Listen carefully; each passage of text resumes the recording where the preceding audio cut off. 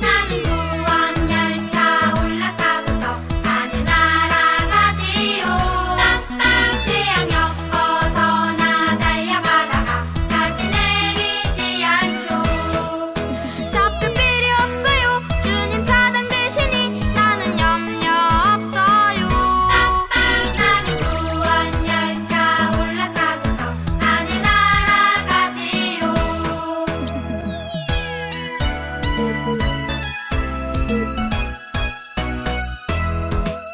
나는 구원 반주 올라타고서 하늘 날아가지요. 뚝뚝 하면 시험 물결 달려들어도 전혀 겁내지 않죠. 뱃속 필요 없어요. 주님 선장 되시니 나는 염려 없어요. 뚝뚝 나는 구원 반주 올라타고서 하늘 날아가지요.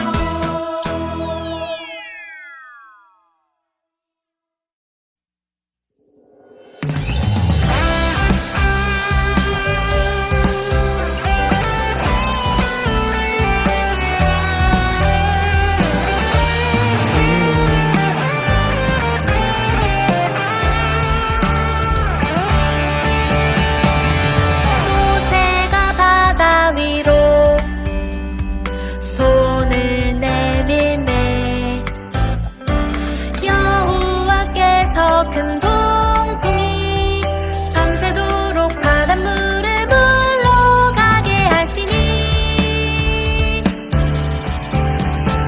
물이 갈라져 바다가 마른 땅이 된지라. 물이 갈라져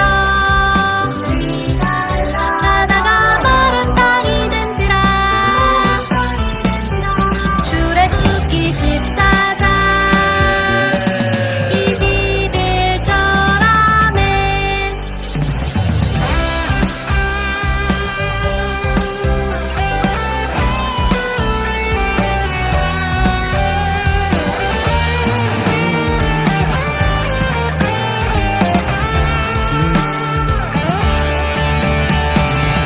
모세가 바다 위로 손을 내밀매 여호와께서 큰 동풍이 밤새도록 바닷물을 물러가게 하시니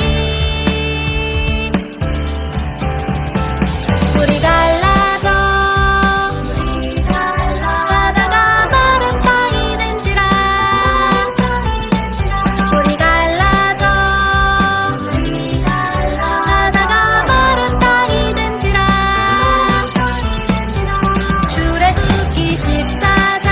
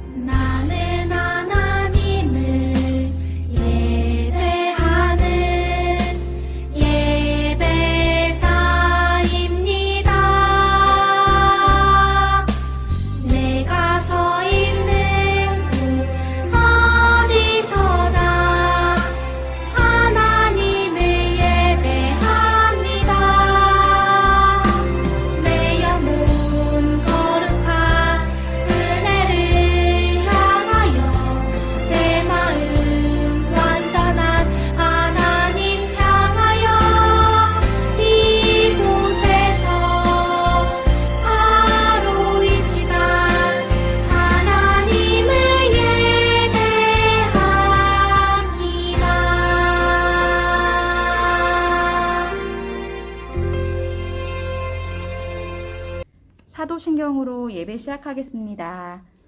나는 전능하신 아버지 하나님, 천지의 창조주를 믿습니다. 나는 그의 유일하신 아들, 우리 주 예수 그리스도를 믿습니다. 그는 성령으로 잉태되어 동정녀 마리아에게서 나시고 본디오 빌라도에게 고난을 받아 십자가에 못 박혀 죽으시고 장사된 지 사흘 만에 죽은 자 가운데서 다시 살아나셨으며 하늘에 오르시어 전능하신 아버지 하나님 우편에 앉아 계시다가 거기로부터 살아있는 자와 죽은 자를 심판하러 오십니다. 나는 성령을 믿으며 거룩한 공교회와 성도의 교제와 죄를 용서받는 것과 몸의 부활과 영생을 믿습니다. 아멘. 하나님 아버지, 오늘 코로나로 인해 집에서 예배를 드립니다. 집에서 예배를 드려도 집중할 수 있게 해주시고 형, 누나, 친구들도 코로나에 걸리지 않고 건강하게 지낼 수 있도록 해주세요. 빨리 코로나가 끝나 교회에서 예배드릴 수 있도록 해주세요. 예수님 이름으로 기도드렸습니다. 아멘.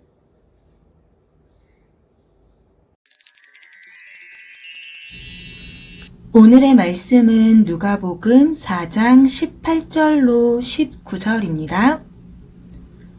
주의 성령이 내게 임하셨으니 이는 가난한 자에게 복음을 전하게 하시려고 내게 기름을 부으시고 나를 보내사 포로된 자에게 자유를, 눈먼 자에게 다시 보게 함을 전파하며 눌린 자를 자유롭게 하고 주의 은혜의 해를 전파하게 하려 하심이라 하였더라.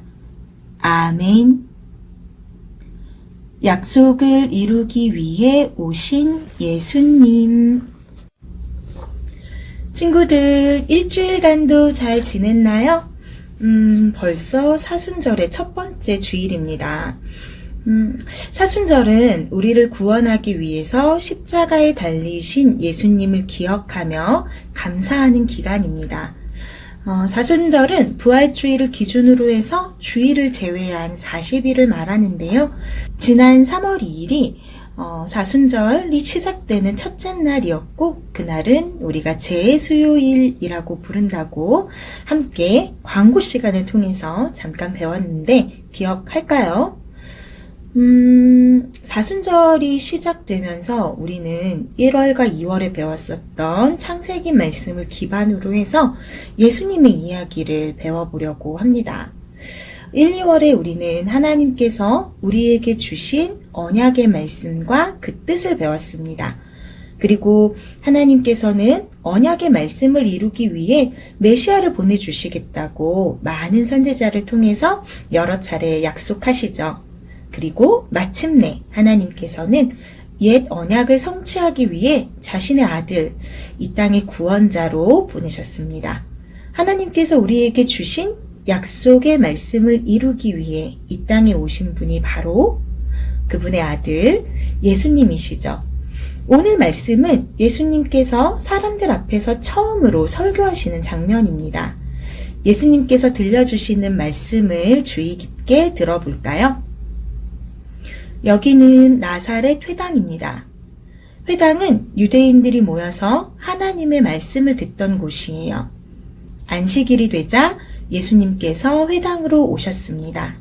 그리고 성경을 읽기 위해 사람들 앞에 서서 말씀을 읽으셨죠. 오늘 우리가 함께 읽은 말씀, 이사야 선지자의 말씀은 메시아, 곧 구원자에 대한 예언입니다. 하나님께서 약속하신 메시아가 오면 가난한 자에게 복음이 전해지고 포로된 자에게 자유가 주어지고 눈먼 사람이 다시 보게 될 것이라는 희망의 말씀이지요. 말씀을 읽으신 후에 예수님께서는 회당에 있는 사람들을 둘러보셨어요. 사람들은 예수님이 무슨 말씀을 하실까 궁금해하면서 예수님을 바라보았죠. 예수님께서는 이렇게 말씀하셨습니다. 이 글이 오늘 너희 귀에 응하였느니라. 아멘. 이것은 바로 이스라엘 백성이 간절히 바라던 메시아가 예수님 자신이라는 말씀이었습니다. 또 이 땅에 오신 예수님으로 인해서 하나님 나라가 이곳에 임했다는 선포이기도 했지요. 아주 오랫동안 기다린 구원자 메시아가 지금 자신들의 눈앞에 있다는 엄청난 기쁜 소식을 사람들은 들은 것입니다. 그리고 예수님께서는 이 땅에 머무르시는 동안에 하나님의 약속의 말씀을 하나하나 이루어 가셨습니다. 먼저 예수님께서는 가난한 사람들에게 복음을 전하셨습니다. 오늘 말씀에서 가난은 가진 것이 없어서 겪는 물질적인 가난뿐만 아니라 마음이 가난한 것을 포함합니다. 가난한 마음, 텅 빈 마음은 음식이나 돈으로는 결코 채울 수 없습니다. 오직 예수님의 말씀, 하나님의 사랑으로만 채울 수 있지요. 예수님께서는 마음이 텅 빈 사람들을 찾아가셔서 하나님의 말씀과 사랑을 전하셨습니다. 예수님을 만난 사람들의 마음은 하나님의 풍성한 사랑으로 가득 채워졌답니다. 예수님께서는 상한 마음으로 구원자, 즉 메시아를 간절히 기다려온 사람들에게 찾아가셔서 복음, 즉 구원의 기쁜 소식을 전하신 거지요. 둘째로 포로된 자에겐 자유를 주셨습니다. 당시 이스라엘 백성은 오랜 기간 동안 다른 나라의 통치를 받았습니다. 바벨론에 이어서 바사, 그리고 로마에 이르기까지 강대국들의 지배를 받았죠. 나라를 빼앗긴 기간이 길어질수록 이스라엘 백성들의 마음과 삶은 괴롭고 힘들었습니다. 왜냐하면 로마의 여러 명목으로 세금을 내야 했었기 때문에 아무리 열심히 일해도 가난에서 벗어날 수가 없었거든요. 그래서 그들의 삶은 고단했고 그들에게 남은 마지막 희망, 한 가지 희망은 하나님의 약속이었습니다. 그 약속은 하나님께서 그들에게 그들의 모든 고통과 어려움으로부터 구원할 메시아, 즉 구원자를 보내주시겠다고 하셨던 것이죠. 이스라엘 사람들은 이사야 말씀을 기억하면서 구원자가 언제 오실지 계속 기다렸습니다. 어떤 사람들은 메시아가 오면 로마로부터 자신들을 구원해 줄 것이라고 생각했어요. 하지만 예수님의 생각은 달랐습니다. 예수님은 우리를 죄에서 구원하시려고 이 땅에 오셨습니다.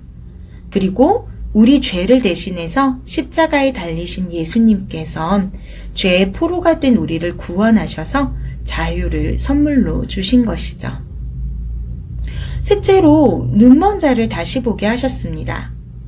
예수님께서는 앞을 보지 못하는 사람들의 눈을 고쳐주셨습니다.